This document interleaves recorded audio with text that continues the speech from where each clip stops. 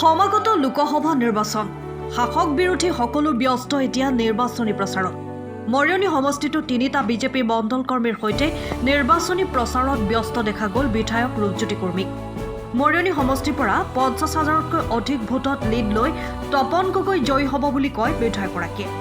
মৰিয়নি সমষ্টিসমূহ ভাৰতীয় জনতা পাৰ্টি দলৰ আমাৰ তিনিটা মণ্ডল আমি সম্পূৰ্ণ প্ৰস্তুতি আমি চলাই আছোঁ আৰু নিৰ্বাচনৰ প্ৰচাৰলৈ আমি এতিয়া নহয় আমি আগৰ পৰাই কাম কৰি আহিছিলোঁ যে আমাৰ লোকসভা নিৰ্বাচন আৰু লোকসভা নিৰ্বাচনত যেন আমি বিপুল ভোটত আমাৰ প্ৰাৰ্থীগৰাকীক জয় কৰিব পাৰোঁ। আজি আমাৰ প্ৰচাৰ চলি আছে। বৰ্তমান আমি মৰিয়নি নগৰত আমি প্ৰচাৰ কৰি আছোঁ। ইয়াৰ মাজতে মৰিয়নি পৌৰসভা এটা সুন্দৰ প্ৰয়াস এটা গীত মাননীয় সাংসদ তপন কুমাৰ গগৈ ডাঙৰীয়াৰ নিৰ্বাচনী প্ৰচাৰলৈ এটা গীত প্ৰস্তুত হ'ল। তাত আমাৰ ভাইচ চেয়াৰমেন প্ৰদীপ দাস ডাঙৰীয়া তেখেতে গীত নিজে গাইছে। কেইজন স্থানীয় শিল্পীয়ে তাত গীত আৰু বাদ্যযন্ত্ৰত সহযোগিতা কৰিছে।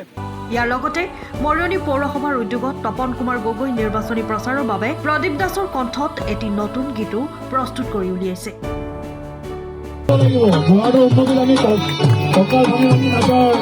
কথা আছে ইয়াত আমি খুব নাচিম।